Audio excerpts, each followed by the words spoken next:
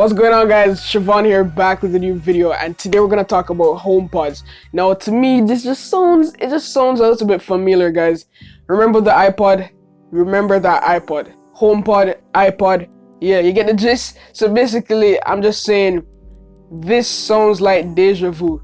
Remember, we had MP3s first. Everyone had MP3s. You had the Zune, all that cool stuff, guys. I don't know if you remember those stuff, but those were the things that were popping in the past. But Apple claimed that they had something different, so they brought the iPod to the market. The market was oversaturated, tons of MP3 players. Apple was then again late, but they came into the market with something that kind of changed the way that we go about listening to music on a portable device, and that was the iPod. Tons of sales. It was successful. Now they're coming with the HomePod. The same name, the same lateness, and the same strategy of bringing something that's already there into an oversaturated market. We have the Google Home, we have Amazon Alexa, and tons of smart home speakers out in the market right now. And Apple is jumping into the market with a high price point that doesn't do as much as already out there. I'm wondering, is this gonna be something that changes again, just like the iPod, and everyone's gonna jump ship with the HomePod? These are some reasons that I'm not going to keep my HomePod, because I'm really invested into the Google Home and also the Amazon Alexa stuff. I just really think the Google Home delivers so much just for $50. Right here with me, I have the Google Home Mini. Right here, I love this thing to death because it just does everything that I need it to do, and it's just for $50. Now, Apple is kind of focusing more on how it sounds. They're saying that this new speaker is gonna change everyone's mind when they hear it. Is gonna blow our minds. It's gonna be one of the best speakers in the world. But there's just some reasons why I think it's not worth it and why I'm not gonna keep it. Of course, I'm gonna buy it.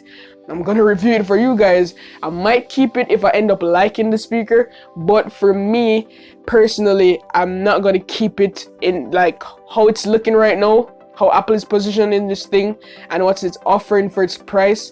To me, it's not worth keeping.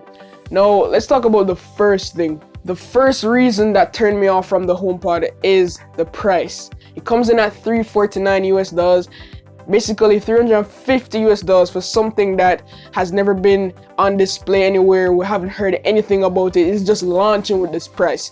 So the price is one of the reasons that really turned me off. While you have tons of Google Homes, you have the Google Home Mini for $50 something. You have the Amazon Echo Dot. You have, I know I'm not really comparing it to these ones, saying that the Amazon Echo Dot is better than the Apple HomePod, because obviously the HomePod has a much better sound, but I'm just comparing the prices, and that $300 price point, guys, is just not clicking it for a first product, and something that we'd have no clue about is just not clicking it for me. The words alone cannot justify $350 just out of my pocket like that. I'm sorry, Apple, but I can't do it. The next thing I want to talk about, guys, is the diversity of products. You realize how Amazon and Google started off small. They came up with the smaller stuff. They had the Google Home, then they went to the Home Mini. You know, a diversity of products. Apple only has one product, and we just have to hope that this would be the best product. They didn't really diversify their products, making a smaller one. They just came out with one big thing, and they're expecting everyone to just buy it. And knowing people, they will do it, but for me, it's not acceptable. Next thing I want to talk about, guys, is the software compatibility. Now, Amazon Alexa and Google Home, their assistants are way ahead of Siri, and that's just strange because Siri was like the first assistant that came out, and it's just weird like how Amazon and Google just passed out Siri when it comes down to features. Like, there's a ton of things that I can ask, like for example my Google Home Mini, and if I ask Siri, it would just tell me to continue on my iPhone, browse on your iPhone, Safari, blah blah blah. It's just not worth talking to be honest. I hardly use Siri. Let me know down below in the comments if you guys actually use Siri on your smartphone. But with Google Assistant and that thing around there, I basically talk to it every day. It never lets me down. Even when I'm playing HQ Trivia, I could talk to this thing. Also, software compatibility comes in play again when it comes onto the streaming services. For the HomePod, you could only use Apple Music, and you have to subscribe to Apple Music as well. With the Google Home or Alexa, we could use Pandora, we could use Google Music, we could use Spotify, one of the most popular streaming services, and we could also use like TuneIn Radio and all the iHeartRadio and all the stuff like that. And I just really think it's amazing how we could use all these streaming services with just one small little home speaker that costs $50. It's definitely worth it. Plus, you could use Spotify for free. Try it out, test it out to see if you like it. But no, with Apple, you'd have to subscribe to that music service, the Apple Music service. And also, if you have, say for example, you have Apple Music, playing any music you're playing on your phone, you could stream it to your Google Home. You can't do that with the HomePod, and that's just one more thing closed. One more closed door, guys. One more closed door. I don't know what Apple is thinking, man. They need to spread their arms. They need to dive into those waters, man. I can't do it.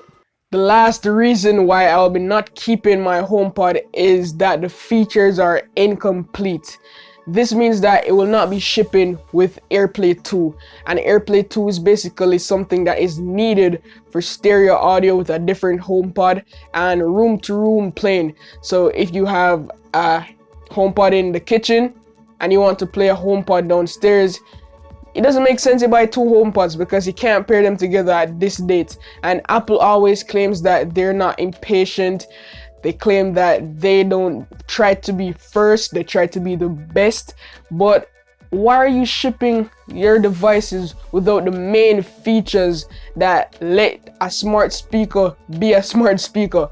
How could you be shipping a smart speaker without one of the main features that will let the smart speaker be a smart speaker? How is it smart if it can't pair to another HomePod? Huh? I don't get it. Is it even a smart speaker, or is it just a Bluetooth speaker? Because if you can't pair another HomePod to another HomePod, how is that smart? Is it even smart though? That's what I want to know. But yeah, those are some reasons why I will be not keeping my HomePod. But that could change because you know it's Apple. I could get it, I could fall in love with it. Who knows? So let me know your thoughts down below about the HomePod. Will you guys be picking up one? Let me know, is it worth it? I'll stay here for 15 to 30 minutes down below in the comment section to hear your guys' ideas. So yes guys, those are my thoughts on the HomePod and the reason why I will not be keeping mine as of today. It's already pre-ordered. I did mine already. Hopefully I get it soon. So yes guys, if you enjoyed the video, drop a like down below, subscribe if you're new, and I have tons of videos you could check out in my playlist if you're new around here. We just hit 20,000 subscribers. Shevon team growing strong. Okay, YouTube this year guys, 2018 is my year. We're trying to hit 100k subscribers guys. So subscribe if you're not subscribed, drop a like if you already didn't, and check out all my playlists to enjoy my videos. Grab a popcorn, binge watch, have fun. As always guys, love, peace, and tweaks. Signing out. Before you go, if you made it this far, hashtag avocado down below in the comment section. Peace.